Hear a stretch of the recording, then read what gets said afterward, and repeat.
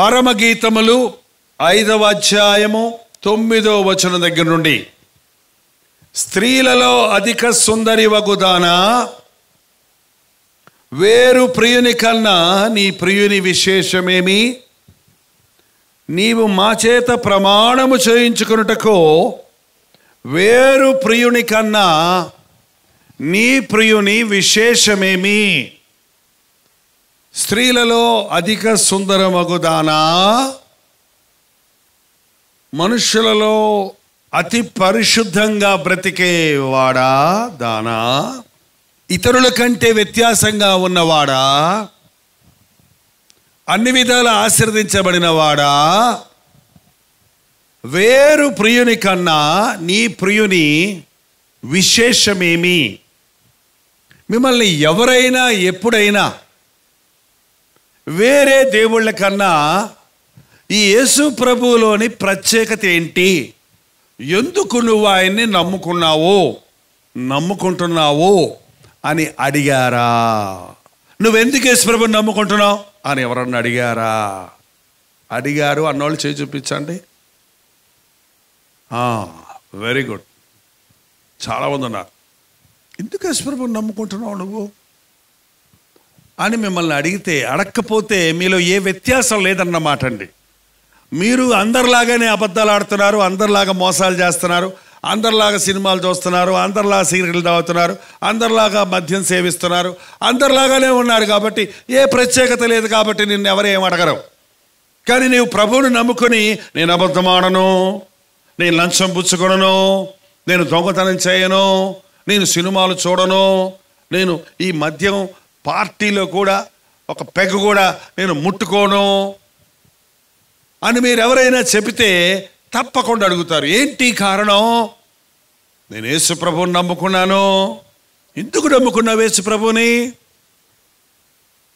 ఏంటి మీ యేసు ప్రభువులోని గొప్పతనం?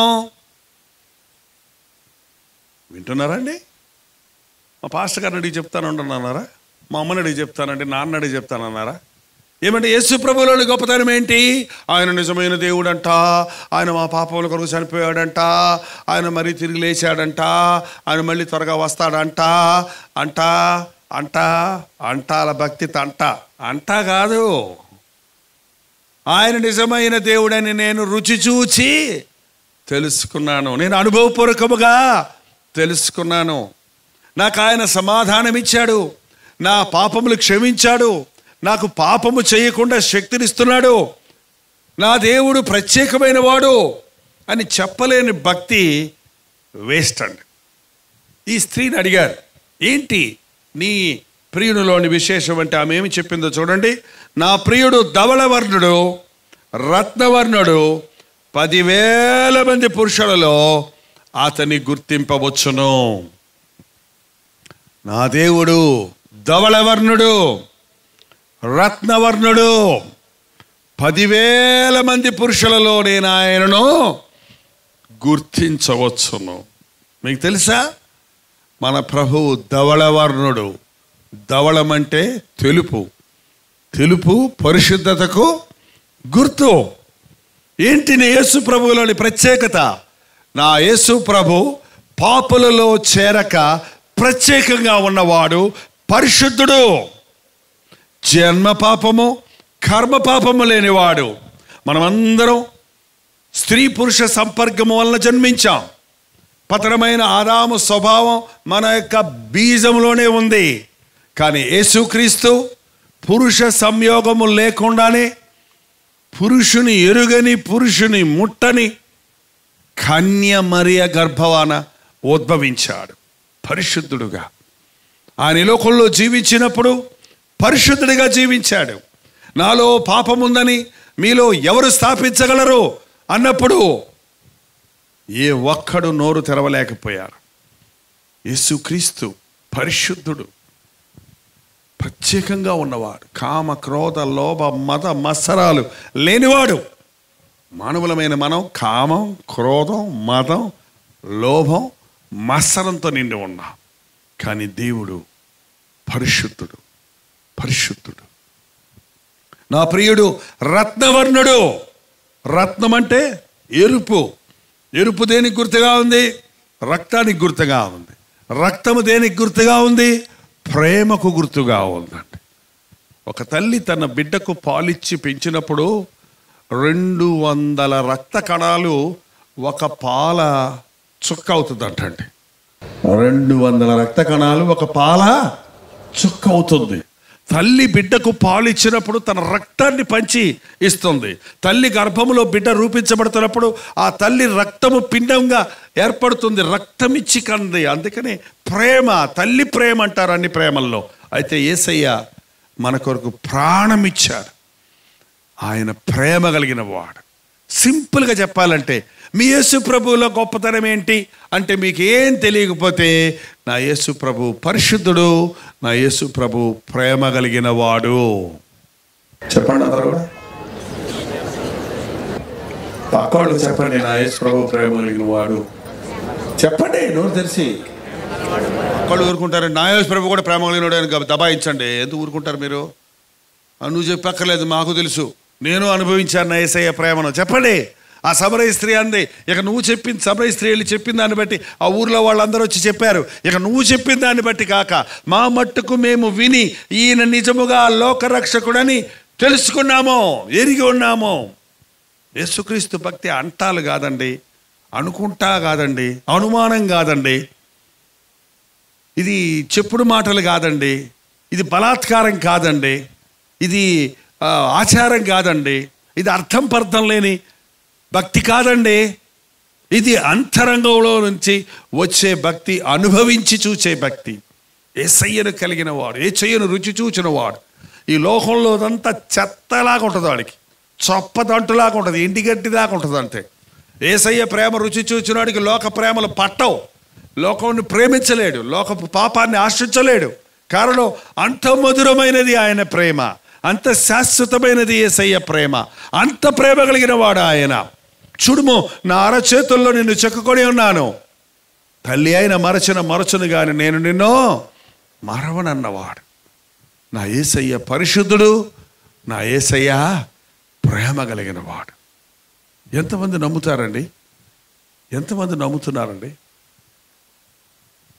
ఎంతమంది చెప్తారు యేసయ్య నన్ను ప్రేమించినంత ఎవరిని ప్రేమించలేదని? కొంతమందికి అనుమానం, నన్ను ఏం ప్రేమించాడు.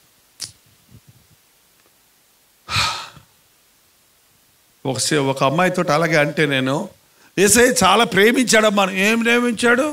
మా అక్కకి 4 ఉన్నాయి పోగులు. ఏంటయ్యి? చెవు పోగులు. నాకు ఒక్కడు కూడా కొట్టలేదు, ఎవరు నాకు లేవు. నన్నే ప్రేమించాడు. మా నాన్న ప్రేమించలా, అమ్మ ప్రేమించలా, దేవుడు ప్రేమించలా. అమ్మ నీకు చెవులు ఉన్నాయా అని అడిగాను. ఉన్నాయండి. చెవులు లేని వాళ్ళు ఉన్నారు తెలుసా నీకు? చెవులుండి చెవులకు బంగారు పోగులు పెట్టుకొని వినపడని వాళ్ళు ఉన్నారు తెలుసా నీకు? బంగారు పోగు ముఖ్యమా, వింటం ముఖ్యమా? ఏంటండి, ఆ పియానోలో 77 కీస్ ఉంటాయి, ఆలస్యంలో. హార్మోనియంలో 16-32 ఉంటాయి, కానీ పియానోలో ఇంకా సెన్సిటివ్గా ఉంటాయి. అంతకంటే ఎంతో రెట్లు ఎక్కువ మన చెవులో వినికిడి ఇచ్చాడు దేవుడు. ఆ వినికిడి మనం వింటున్నాం కాబట్టే మంచి మ్యూజిక్ అక్కడ వేస్తే వినగలుగుతున్నాం. అది లేకపోతే, చెవులు లేకపోతే, నీకు స్టీరియో రికార్డ్ ప్లేయర్ ఉన్నా, స్టీరియో టీవీ ఉన్నా ప్రయోజనమో లేదు. చెవులు పోగుల కంటే చెవులు ముఖ్యం. దేవుడు చెవులిచ్చాడు, దేవుడిని స్తుతించు. దేవుడు నన్ను ప్రేమించాడు, దేవుడు నన్ను ప్రేమించాడు, దేవుడు నన్ను ప్రేమిస్తున్నాడు, దేవుడు నన్ను ప్రేమిస్తాడు. ఎప్పుడు ఇది మర్చిపోకండి. సైతాన్ గాడు వచ్చి చెవులో చెప్తాడు, దేవుడు నిన్ను వదిలేశాడు, దేవుడు నిన్ను మర్చిపోయాడు, దేవుడు నిన్ను ప్రేమిస్తే నీకేమొచ్చింది, నీకేం జరిగింది, నీకేమయ్యింది, నీ కొడుకు ఎందుకు చచ్చిపోవాలి, నీ బిడ్డకి ఎందుకు ఫిట్స్ రావాలి, నీ గర్భిణి ఎందుకు పోవాలి, అసలు నువ్వు గర్భఫలం ఎందుకు లేదు, నీకు 3 ఏళ్ళ నుంచి యేసు ప్రభువుని నమ్ముకున్నావు కదా, ఇంకా నీకు గర్భఫలం లేదు, యేసయ్య నీకేమీ చెయ్యలేదు, యేసయ్య లేడు, ఆయన నిన్ను పట్టించుకోవట్లేదు, మీ పక్కోళ్ళని ఎక్కువ ప్రేమిస్తున్నారు, మీ తోడి కోడలు ఎక్కువ ప్రేమిస్తున్నాడు. లేదు, యేసయ్య నన్ను ప్రేమిస్తున్నాడు. ఏమిచ్చాడు? ఏమి ఇవ్వక్కర్లా, నా యేసయ్య నన్ను ప్రేమిస్తున్నాడు. ఏమిచ్చాడు? ఆయన ప్రాణమే నా కోసం ఇచ్చాడు. ఇంకేమి ఇవ్వాలండి? ఏమివ్వాలి యేసు ప్రభు? ప్రాణమే ఇచ్చాడు. నేను కొండ జాతుల వారి మధ్య సేవ చేశానండి. అవి ఎత్తైన కొండకి ఎక్కాలి, నేరుగా ఎక్కాలి. మీరు అస్తమానం కారులో జీపుల్లో తిరుగుతున్నారు అనుకుంటారేమో. నేను కాలినడకన నా కాళ్ళు గట్టిగా ఉంటాయి, అందుకే ఎంతసేపే నిలబడతాను ఇప్పుడు కూడా. ఎందుకంటే కొండలు ఎక్కాను నేను 4-5 గంటలు అరణ్యంలో నడిచి కొండలు ఎక్కుకుంటూ నడిచి ఆ కొండ పైన ఎక్కడో 4 చిన్న గుడిసెలు ఉంటాయి. 4 ఎత్తు అంత చిన్న గుడిసెలు ఉంటారు వాళ్ళు. వాళ్ళ దగ్గరికి వెళ్ళేవాడిని.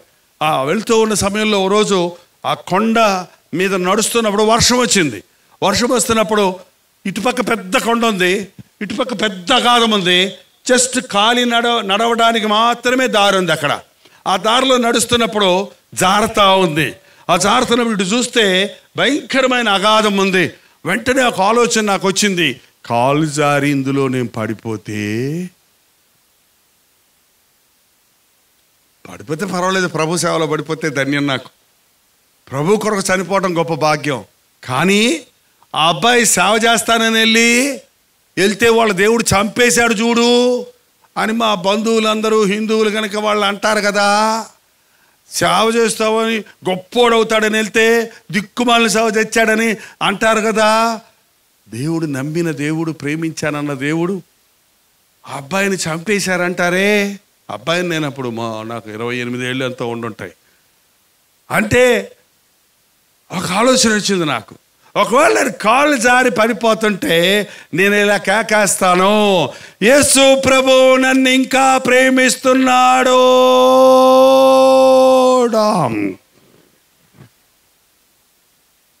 యేసు ప్రభు నన్ను ఆయన చంపినను నేను ఆయనను. అలాంటి భక్తి నేర్చుకోండి క్రైస్తవ విశ్వాసులారా.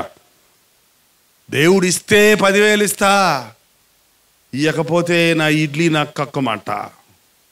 ఏమండి, దేవుడు ఇస్తే తీసుకుంటా, ఇవ్వకపోతే నా సొంత మార్గంలో పోతా. వైజాగ్లో ఒకరోజు బాప్తీసం ఇవ్వడానికి ఒక పాస్టర్ గారు పిలిచారు. ఆ మీటింగ్స్ పెట్టిన తర్వాత కొంతమంది బాప్తీసం ఇస్తున్నాం, నీళ్లు లేవు, వైజాగ్ అంతా కొండలు కదా, ఆ కొండ సముద్ర పోటు కదా, ఒక నేరుగా ఉన్న ఒక వాటర్ ట్యాంక్ లాంటిది ఉంది. దాంట్లోకి చాలా కష్టంగా నిచ్చెనేసి దింపారు. దింపితే ఒక ఆమెను చాలా జాగ్రత్తగా దింపారు. కొంచెం లావుగా ఉంది, వృద్ధాప్యంలో ఉంది, ఇంచుమించు కొంచెం వృద్ధాప్యంగా ఉంది, బలహీనరాలుగా ఉంది. ఆమెను దింపారు. దింపాకమ్మా, యేసుప్రభుని సొంత రక్షకుడిగా, యేసుప్రభువే నిజమైన దేవుడని నువ్వు నమ్ముతున్నావా అని అడిగాను. నమ్ముతున్నానయ్యా అంది. ఎందుకు నమ్ముతున్నా అన్నాను. ఆమె గడ్డ చూపించింది. ఇక్కడ క్యాన్సర్ గడ్డ ఉందయ్యా, ఈ గడ్డ పోతుందని నమ్ముతున్నాను అంది. ఈ గడ్డ పోకపోతే ఏం చేస్తావు అన్నాను. అయ్యా యేసు ప్రభు నేను నమ్ముతున్నాను, గడ్డ ఉంటే ఉంది, పోయితే పోయింది, నేను యేసు ప్రభువుని నమ్ముతున్నాను, ముంచయ్యా అందే. ఆమె విశ్వాసాన్ని బట్టి ముంచాను. ఆ పాస్టర్ గారు ఫోన్ చేసినప్పుడల్లా అడుగుతుండేవాడిని, ఆమె గడ్డ పోయిందా? పోలేదు. అయ్యో, ఆ మీటింగ్కి వస్తుందా? వస్తుంది. మళ్ళీ 1 నెల అయిన తర్వాత గడ్డ తగ్గిందా? తగ్గల, ఎక్కువైంది. మీటింగ్ మానేసిందా? వస్తుందా? ముందు లైన్లో వచ్చి కూర్చుంటుంది. అబ్బా, మళ్ళీ 1 నెల ఫోన్ చేశాను, గడ్డ పోయిందా? పోలేదు, ఎక్కువైపోయింది, రేపో మాప చచ్చిపోయేటట్టుంది. ఏమన్నా యేసు ప్రభువుని తిడుతుందా? లేదు లేదు, నా యేసయ్య ఎంత మంచోడు, నేను పరలోకి వెళ్ళిపోతానంటుంది. మళ్ళీ ఒకరోజు ఫోన్ చేస్తే చచ్చిపోయిందండి. చచ్చిపోయే ముందు బంధువులందరినీ పిలిచి, ఇదిగో నేను యేసు ప్రభువుని నమ్ముకున్నాను, నన్ను కాల్చకండి, నన్ను యేసు ప్రభువుని నమ్ముకున్నాను, నా యేసయ్య వస్తాడు, నా సమాధి తెరుస్తాడు, నేను మహిమ శరీరంతో లేస్తాను, నన్ను పాతి పెట్టండి అని చెప్పి మరీ చనిపోయిందండి. అలాగే ఆమెను సమాధి చేశామన్నాడు. అది భక్తి. గడ్డపోతే భక్తి, గడ్డుంటే భుక్త్యా. ఏమండి, దేవుడు అడిగినవి ఇచ్చినా ఇవ్వకపోయినా ఆయన ప్రేమ మారదు. గడ్డపోవటం ముఖ్యమా, పరలోకం పోవటం ముఖ్యమా? గడ్డపోయి నరకానికి పోవటం ముఖ్యమా, గడ్డతో పరలోకం పోయి మహిమ శరీరాన్ని పొందడం ముఖ్యమా? ఏమండి, ఎస్, అది నిజమైన విశ్వాసం. ఈ రోజున బోధకులు అటువంటి బోధ చేయటం లేదు కాబట్టి మన భక్తి తెల్లారిపోతుంది, మన భక్తి తాత్కాలికమైనదిగా ఉంటుంది. మేలులు కలిగితే భక్తి, మేలులు పోతే బతి ఎగిరిపోద్ది. 10th క్లాస్ ఎగ్జామ్స్ వస్తున్నాయంటే ఒకరోజు ఒక అబ్బాయి పరిగెత్తుకుంటూ వచ్చాడు, పాస్టర్ గారు ప్రార్థన చేయండి. పాస్టర్ గారు, ఏమయ్యా ఎన్నిసార్లు పిలిచినా కూడా రావు, ఏంది ఇవాళ ఎంటబడుతున్నావు, చర్చిలో వచ్చి ముందు కూర్చున్నావు, ప్రార్థన అంటున్నావు, ప్రార్థన చేస్తాను రమ్మంటే కూడా రేపు వస్తాను వెళ్ళిపోయేవాడివి అంటే రేపు 10th క్లాస్ ఎగ్జామ్స్ రిజల్ట్స్ వస్తున్నాయండి. ప్రార్థన చేయించుకున్నాడు. రెండో రోజు పొద్దునే మళ్ళీ వచ్చాడు. వచ్చినాయి రిజల్ట్స్ రాలేదండి, 3 రోజులు పోస్ట్ పోన్ అయినాయి అంట అని. 3 రోజులు పొద్దున సాయంత్రం అబ్బా మారిపోయాడు ఈ అబ్బాయి అనుకున్నాను నేను. 4వ రోజు రాలేదండి. ఇంకా ఏమైందంటే రిజల్ట్స్ వచ్చాయంట. ఏమైందంటే ఫెయిల్ అయిపోయాడంట. ఫెయిల్ అయిపోయాడంట. రావటం లేదు అని అడిగితే 3 రోజులు ప్రార్థన చేసుకుంటే దేవుడు ఫెయిల్ చేశాడు, దేవుడు లేడిపోమంటున్నాడు. సంవత్సరం అంతా చదవకుండా పరీక్ష రాసి 3 రోజులు పాస్ గారి దగ్గరికి వచ్చి ప్రార్థన చేసుకుంటే పాస్ అయిపోతావా? పాస్ అయిపోతే దేవుడు ఉన్నాడా? ఫెయిల్ అయితే దేవుడు లేడా? అదా నీ భక్తి? ఇది క్రైస్తవ భక్తి కాదు. ఇది క్రీస్తు నేర్పించిన భక్తి కాదు. ఫెయిల్ అయినా పాస్ అయినా నా దేవుడు నన్ను ప్రేమిస్తున్నాడు. నా దేవునికి తెలుసు, నేను ఫెయిల్ అయితే మళ్ళీ బాగా చదువుతాను, మరిన్ని మార్కులతో పాస్ అవుతాను. నేను ఫెయిల్ అయితే మారు మనసు పొందుతాను, నేను ఫెయిల్ అయితే తగ్గించుకుంటాను, నేను ఇతరులకు మాదిరిగా ఉంటాను. ఎందుకంటే బాధల్లో ఉన్న వాళ్ళని ఆదరించాలంటే బాధపడాలి మనం. నాకు ఏ బాధ లేకుండా సుఖంగా ఉండి బాధలో ఉన్నోడి దగ్గరికి వెళ్ళి చెప్పగలమా? ఎప్పుడు ఒక ఆపరేషన్ కూడా జరగకుండా నువ్వేమో ఆపరేషన్ అంటే ఏంటో తెలీదు, అనస్థీషియా అంటే ఏంటో తెలీదు, కత్తితో కొయ్యటం అంటే ఏంటో తెలీదు, కుట్లు వేయటం అంటే ఏంటో తెలీదు, అడ్మిట్ అవ్వటం అంటే తెలీదు, ఎప్పుడు ఏ జబ్బు రాలేదు. నువ్వు పోయి ఆపరేషన్ అయ్యి అబ్బా అంటున్నాడికి ఎందుకంటే ఎడతావు, ఆపరేషన్ ఎందుకు ఎడతావు అంటావా? లేకపోతే అర్థమవుద్దా నీకు ఆ బాధ ఎప్పుడవుద్ది? అవునమ్మా, సురుకుమంటదమ్మా, నాకు కూడా పోయిన నెల అయ్యిందమ్మా, ఓర్చుకో 2 రోజులే ఉంటుందమ్మా, ఓర్చుకో అని ఎవరు చెప్తారు? ఆల్రెడీ ఆపరేషన్ అయిన వాళ్ళే చెప్పగలుగుతారు. యేసు ప్రభు మనల్ని ఈ లోకానికి ఆదరణగా ఉండాలని తనకు ఇష్టమైన వారిని బాధలు పెడతాడు. అందుకనే మంచి భక్తులకే బాధలు ఎక్కువ వస్తాయండి. ఎందుకంటే వారు శ్రేష్టమైన భక్తులు అవ్వాలి. యోబు యథార్థవంతుడు, చెడుతనాన్ని అసహించుకున్నవాడు, నిందారహితుడిగా ఉన్నాడు. కానీ ఆయనకి ఎన్ని బాధలు వచ్చాయి? ఎందుకు వచ్చాయి? ఆ బాధల్లో ఉన్న వారందరూ ఈ దినాన ఆదరణ పొందినట్లుగా ఆ బాధల గుండా వెళుతుండగా యోబు తన విశ్వాసమును విడిచిపెట్టకుండా ప్రభువును మహిమపరిచినందుకు. అయితే ప్రేమ కలిగిన ప్రభు పెంట కుప్ప మీద ఉన్నవాడివైనా సరే నిన్ను తెచ్చుకొని కౌగులించుకుంటాడు. పెంటలో పడిపోయినా సరే ప్రేమ కలిగిన ప్రభు చిచ్చి కడుక్కోండిరా ఎత్తుకుంటాను అంటారు. అట్టగా ఎత్తుకుంటాడు, నిన్ను కడుగుతాడు ఆయన. నీ యేసయ్య ఎంత ప్రేమిస్తున్నాడో నేను అర్థం చేసుకున్న వాళ్ళు అల్లే చెప్పండి. అబ్బా, నా యేసయ్య ప్రాణం ఇచ్చినంతగా నన్ను ప్రేమించాడన్న వాళ్ళు మనస్ఫూర్తిగా అల్లే చెప్పండి. ప్రేమ, పరిశుద్ధత 2 ఎలా కలుస్తాయి? చాలా కష్టం. కానీ యేసు ప్రభు పరిశుద్ధుడిగా ఉన్నాడు, ప్రేమ కలిగా ఉన్నాడు. కాబట్టి ఇలాంటి దేవుడు 10,000 మంది పురుషులలో నేను ఆయన్ని గుర్తుపట్టగలను. ఇలాంటి దేవుడు నన్ను ప్రేమించి నా శిక్షను తానే భరించి, నా శ్రమను తానే భరించి, నన్ను పరిశుద్ధపరిచి, నేను చెడ్డవాణ్ణి, నన్ను కొట్టాలి, ఆ కొట్టే దెబ్బలు ఆయన తిన్నాడు. నన్ను కడగాలి, ఆయన తన రక్తంతో కడిగాడు. నన్ను కౌగులించుకున్నాడు. యేసు ప్రభువులోని ప్రత్యేకత అదే. ఎంత పాపినైనా ఆయన ఎంత మాత్రము తోసివేయడు. నా ప్రియుడు ధవళవర్ణుడు, రత్నవర్ణుడు, 10,000 మంది పురుషులలో నేను ఆయనను గుర్తించగలను. మనం ఈరోజు బ్రతికామంటే ఆయన తన రూపాన్ని పోగొట్టుకున్నాడు. ఆయన పొందిన దెబ్బల వలన మనకి ఈరోజు స్వస్థత. మనం ఇంకా శత్రువులుగా ఉండగానే క్రీస్తు మన కొరకు మృతి చెందెను. మనం ఇంకా ఈ భూలోకంలో పుట్టకముందే ఈ పనికిమాలిన జైపాలని ఒకడు పుడతాడు, వాడి పాపాలు నేను క్షమించాలి, వాడిని నా సేవకుడిగా చేసుకోవాలి, వాడిని నేను ప్రేమించాను అని నేను పుట్టకముందే నా యేసయ్య నా కొరకు ప్రాణం ఇచ్చాడు. తెలుసా అండి? నువ్వు పుట్టకముందే నిన్ను ప్రేమించాడు. జగత్పునాది వేయబడక ముందే ఆయన మనల్ని చూశాడు. మనకి ఈరోజు తెలుసు, దేవునికి భవిష్యత్తు తెలుసు. ద ఎండ్, చివరి ఏం జరగబోతుందో తెలుసు ఆయనకి, చివరి వరకు తెలుసు ఆయనకి. ఆయన సర్వాంతర్యామి, సర్వశక్తి సంపన్నుడు, సర్వము ఎరిగినవాడు.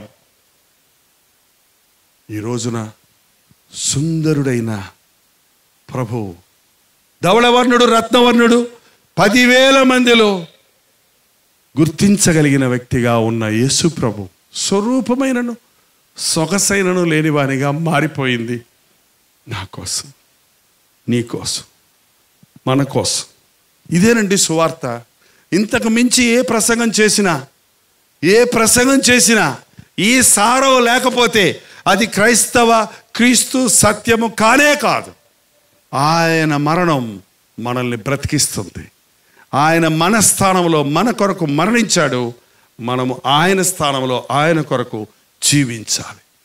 నీ కోసం, నీ పాపముల కోసం ఆయన తన స్వరూపాన్ని పోగొట్టుకున్నాడు. నిన్న ఆయన కొన్నాడు, ఆయన సొత్తుగా చేసుకున్నాడు. ఆయన సాక్షిగా నీవు బ్రతకాలని ఆశిస్తున్నాడు. ఈ రోజున నీవెంత పాపమైనా క్షమిస్తాడు. కారణం, నీ పాపమంతటి కొరకు పరిహారంగా ఆయన నీ స్థానంలో నీ శిక్షను భరించి తన రూపాన్ని, తన సౌందర్యాన్ని, తన ఆధిక్యతను, తన సింహాసనాన్ని వదిలి సిలువెక్కాడు. మరణాన్ని జయించి మృత్యుంజయుడే లేచాడు. ప్రభు త్వరలో మేఘారూఢుడై రాబోతూ ఉన్నాడు. ఏమంటే మొదటిసారి వచ్చినప్పుడు గొర్రెపిల్లలాగా వచ్చాడు, సాధువుగా వచ్చాడు, సాత్వికుడిగా వచ్చాడు. ఇప్పుడు ఆయన మళ్ళీ వస్తున్నాడు. ఎలా వస్తాడో తెలుసండి? కొదమ సింహంలా రాబోతున్నాడు, మేఘారూఢుడై రాబోతున్నాడు, రాజులకు రాజుగా, ప్రభువులకు ప్రభువుగా రాబోతూ ఉన్నాడు. ఈసారి ఆయన వచ్చేది క్షమించడానికి కాదు, ఆయన యందు విశ్వాసం ఉంచిన వారిని ఆయన రాజ్య వారసులుగా తీసుకుని వెళ్ళడానికి, ఆయన బలియాగమును అంగీకరించిన వారిని, ఆయన నామమును ఎరిగిన వారిని, ఆయన యందు విశ్వాసం ఉంచిన వారిని ఆయనతో పాటు ఉండడానికి తీసుకుని వెళ్ళాడు. యేసుప్రభు ఎక్కడికి వెళ్ళిపోయాడండి? చెప్పాడు శిష్యులతో. ఏం చెప్పాడు? నేను వెళ్ళి మీకు నివాస స్థలములు సిద్ధపరిచి నేనుండు చోటున మీరును ఉండలాగున మరలా వచ్చి నేను మిమ్మల్ని తీసుకెళ్ళిపోతాను. అక్కడ నేను నివాసాలు సిద్ధపరిచాడు. మ్యాన్షన్స్ ఉంది ఇంగ్లీష్ బైబిల్లో, భవంతులు, బంగళాల్లో. అద్భుతమైన నీకు స్థిర నివాసంగా పరలోకాన్ని సిద్ధపరిస్తే ఈ పనికిమాలిన లోకం కోసం కక్కుర్తి పడతారు ఏంటండి? ఆయన వస్తాడు, రేపు వస్తాడో, మాపు వస్తాడో, ఎప్పుడు వస్తాడో మనకు తెలియదు. త్వరలో రాబోతున్నాడు ఆయన. ఆయన వచ్చినప్పుడు ఆయన యందు విశ్వాసం ఉంచిన వారు, అవును నా యేసయ్య నన్ను ప్రేమించాడు, అవును నా యేసయ్య నా స్థానంలో మరణించాడు, అవును నా పాపాలను ఆయన క్షమించాడు, నేను ఆయన నా రక్షకుడిగా అంగీకరించాను, నేను ఆయన రాజ్య వారసుడిగా జీవిస్తున్నానన్న వారు మేఘములపై ఎత్తబడతారండి. ఆయన మధ్యాకాశంలోకి వచ్చినప్పుడు, ఆ మధ్యాకాశంలో ఈ ఆకాశం ఎంత ఎత్తుందో ఎవరికి తెలియదటండి. పోతుండే కొలిది వస్తూనే ఉంది. సైంటిస్టులు పోతున్నారు, ఇంకా వస్తుంది. దీనిపైన ఇంకో ఆకాశం ఉంది, అది ఎవరికి తెలియదు, అది మధ్యాకాశం. దానిపైన ఇంకొక ఆకాశం ఉంది, అది 3వ ఆకాశం. క్రైస్తవ సేవ అంటే ఈ భూలోకంలో స్థిర నివాసాలు ఏర్పరచుకొని పెద్ద పెద్ద ఆలయాలు కట్టుకొని ఇక్కడే భజనలు చేసుకుంటూ ఆరాధనలు చేసుకుంటూ కూర్చోవడానికి కాదు. మనకు ఒక దేవాలయం ఉంది పరలోకంలో, అక్కడ ఆయనే మన గురి, ఆయనే మన ఆలయం, ఆయనే యేసుక్రీస్తునందే మనం ఉండబోతున్నాం. చెప్పడానికి చాలా సంగతులు ఉన్నాయి ప్రకటన గ్రంథంలోకి వెళితే. కానీ ప్రభు త్వరలో రాబోతూ ఉన్నాడు. ఆయన వచ్చినప్పుడు ప్రకటన గ్రంథం 1వ అధ్యాయం 7వ వచనం కూడా చదువుకొని త్వరలో ముగించుకుందాం. ఒక్కసారి దయచేసి ప్రకటన గ్రంథం 1వ అధ్యాయం 7వ వచనం 6వ వచనం దగ్గర చదువుకుందామండి. మనలను ప్రేమించుచు తన రక్తము వలన మన పాపముల నుండి మనలను విడిపించువానికి. ఎవరండి ఆయన? మనలను ప్రేమించుచు తన రక్తము వలన మన పాపముల నుండి మనల్ని విడిపించువానికి మహిమయు ప్రభావమును యుగయుగములను కలుగునుగాక. ఆమేన్. ఆయన మనలను తన తండ్రియగు దేవునికి ఒక రాజ్యముగాను యాజకులుగాను చేసెను. ఇదిగో ఆయన మేఘారూఢుడై వచ్చుచున్నాడు, ప్రతి నేత్రం ఆయనను చూచును, భూజనులందరూ ఆయనను చూచి రొమ్ము కొట్టుకొందురో. ఈరోజు ఆయన ప్రేమను నువ్వు తృణీకరిస్తే, ఆయన కడగగలిగిన ఆయన రక్తాన్ని నీవు తోసివేస్తే, ఆయన రాజ్యంగా ఉండటానికి, ఆయన రాజ్యములో వారసుడిగా ఉండడానికి, ఆయన జీవగ్రంథములో నీ పేరు రాయబడడానికి నీవు అంగీకరించకపోతే, ఇదిగో ఆయన మేఘారుడై వస్తున్నాడు. ఏ దిక్కు నుంచి వస్తాడంటే ఆయన మేఘంలో నుంచి వస్తాడు. ఆకాశం ఎక్కడుందండి? ఇక్కడుందా, అక్కడుందా, ఎక్కడుంది? ఎక్కడ పెడితే మీ ఊరిలో ఉందా లేదా ఆకాశం? పాలకొల్లోనే ఆకాశం ఉందా? పెనుగొండలో ఉందా? మెడ్రాసులో ఆకాశం ఉందా? అది వేరు ఇది వేరు ఇది వేరా? ఒకటే. మేఘారుడే వచ్చినప్పుడు మెడ్రాసులో ఉన్నోళ్ళు చూస్తారు, పాలకొల్లులో ఉన్నోళ్ళు చూస్తారు, నరసాపురంలో ఉన్నోళ్ళు చూస్తారు, కువైట్లో ఉన్నోళ్ళు చూస్తారు, దుబాయ్లో ఉన్నోళ్ళు చూస్తారు, సింగపూర్లో ఉన్నోళ్ళు చూస్తారు, అమెరికాలో ఉన్నోళ్ళు చూస్తారు, ఇంగ్లాండ్లో ఉన్నోళ్ళు చూస్తారు, పాకిస్తాన్లో ఉన్నోళ్ళు కూడా చూస్తారు. మేఘారుడే వచ్చినప్పుడు భూజనులందరూ రొమ్ము కొట్టుకుంటారట. ఎందుకు? అయ్యో ఈ యేసు ప్రభుని నమ్ముకోమని ఆ రోజు జైపాల్ పాస్టర్ చెప్పాడే, మేము వినలేదే, ఆయన వచ్చేసాడే. ఎవరో చెప్పారే, టీవీలో విన్నామే, రేడియోలో విన్నామే, ఈయన నిజరక్షకుడు అని చెప్పారే, మేము ఏంటో అనుకున్నామే, ఆయన శిలువ మీద ఎలాడేవాడు కదా అనుకున్నామే. ఆయన దేవుడు అదేం దేవుడు, ఆయన ఏంది అంగి వేసుకున్నట్టు తిరుగుతాడు, ఆయన ఏం చేస్తాడు అనుకున్నామే. ఈయనేంటి రాజాది రాజుగా వస్తున్నాడే, తేజస్సుతో వస్తున్నాడే, మహిమతో వస్తున్నాడు. నన్ను క్షమించు, నేను నమ్ముకుంటా, నువ్వే నిజమైన దేవుడివి అని అంటారేమో, కానీ అప్పుడు అవకాశం ఇక లేదు. రేపు నువ్వు రొమ్ము కొట్టుకున్నా, ఏడ్చినా, ఆయన రక్షకుడిగా కాదు,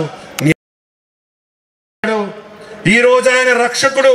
నీ పాపమును ఒప్పుకుంటే క్షమిస్తాడు. రేపు ఆయన న్యాయాధిపతి, నీ పాపాన్ని ఒప్పించి శిక్షిస్తాడు. ఈరోజు యేసుక్రీస్తును తృణీకరించిన వారు రేపు రొమ్ము కొట్టుకుని ఏడుస్తారంట. ఇది నిజమండి, ఇది కట్టుకథ కాదు, ఇది చరిత్ర, ఇది హిస్టరీ, ఇది ప్రాఫెసీ, ఇది నిజం, ఇది యథార్థం. ఈ రాకడ సమయంలో ఉండే గుర్తులన్నీ ప్రపంచంలో చూస్తూ ఉన్నాం. ఎక్కడ చూసినా ప్రభువు చెప్పినట్టు భూకంపములు కలగటము, దేశం మీదకి దేశం లేవటము, కరువులు కాటకాలు కలగటము, ప్రకృతి వైపరీత్యాలు జరగటము అన్నీ నెరవేరిపోయినాయి రాకడ సమయంలో. ఏ రోజు వస్తాడో మనకు తెలియదండి. ఈ గొప్ప యేసయ్యను నమ్ముకుంటున్నాను అనుకుంటూ కూర్చోవద్దు. నా ప్రియుడు ధవళవర్ణుడు, నా ప్రియుడు రత్నవర్ణుడు, నా ప్రియుడు రాజులకు రాజు, ప్రభువులకు ప్రభు, నా కోసం ప్రాణమిచ్చిన వాడు నా యేసయ్య.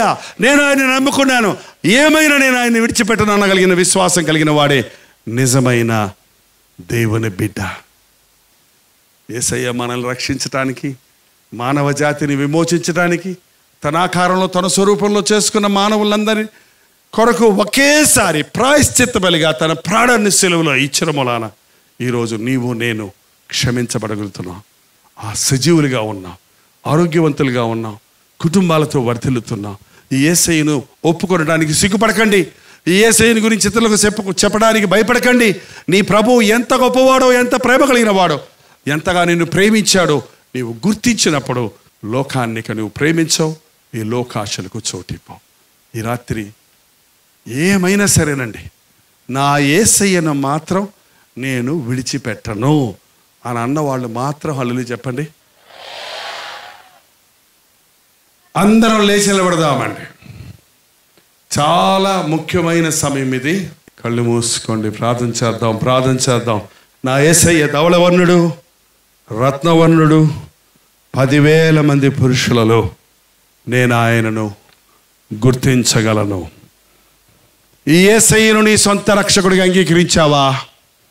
ఈయనే నిజమైన దేవుడని, ఈయనే నన్ను ప్రేమించిన వాడని, నా కోసం ప్రాణం ఇచ్చిన వాడని నమ్ముతున్నావా? పరిశుద్ధుడా, ప్రేమగల తండ్రి, ఈ 3 రాత్రులు మాతో ఉన్నందుకై వందనయ్యా. మాతో మాట్లాడుచున్నందుకై వందనములు నాయన. ఆధ్యాత్మికంగా మమ్మల్ని బలపరిచినందుకు వందనములయ్యా. ఏ రోజున ఒక తీర్మానంతో మేము ఇక్కడి నుంచి వెళుతున్నాము. నువ్వు చాలు, నువ్వు కావాలి, నీలాంటి వాడు మరొకరు లేరు. నీవే నా దేవుడవు, నీవే నా సమస్తము, నీ కొరకే జీవిస్తా అన్న తీర్మానంతో మేము వెళుతుండగా ఓడిపోయిన శత్రువైన సాతాను మమ్మల్ని ముట్టకుండా, తల ఏనాడో చితకగొట్టబడిన సాతాను తోక మమ్మల్ని భయపెట్టకుండా, ఎవరిని మింగుదునా అని మోసంతో తంత్రంతో తిరుగుతున్న ఆ సాతాను మా జోలికి రాకుండా నీ రక్తముతో మమ్మను శుద్ధీకరణ చేయను ఆయన. పరిశుద్ధాత్మ శక్తితో మమ్మల్ని నింపి సాతానును ఎదిరించేవారిగా, పాపమును జయించేవారిగా, పరిశుద్ధులుగా జీవించి పరలోక రాజ్య వారసులు ఉన్నట్లుగా మాకందరికి నీ సహాయము చేయి. పరీక్షలు రాయబోతున్న వారి కొరకు ఒక చిన్న ప్రార్థనమే చేస్తున్నాము. జ్ఞానం కొదవగొట్టనని అడగమన్నావు. నీ జ్ఞానాన్ని, జ్ఞాపక శక్తిని వారికి ఇచ్చి మంచి మార్కులతో ఉత్తీర్ణులవుటకు సహాయం చేయి.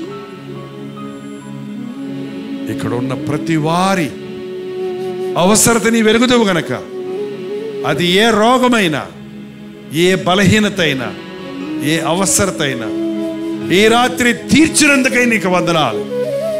మమ్మల్ని స్పందించినందుకై వందనములు. సమాధానముతో మేము వెళ్ళినట్లుగా నీ కృపను మాకు తోడిచ్చి నడిపించమని యేసు క్రీస్తు నామములో అడుగుచున్నాము తండ్రి. మన తండ్రి అయిన దేవుని యొక్క ప్రేమయు, కుమారుడైన క్రీస్తు యొక్క కృపయు, ఆదరణకర్త అయిన పరిశుద్ధాత్మ యొక్క సహవాసమును కూడి వచ్చిన మనందరికీ ఇప్పుడును సదాకాలమును తోడై ఉండునుగాక. ఆమేన్, ఆమేన్, ఆమేన్.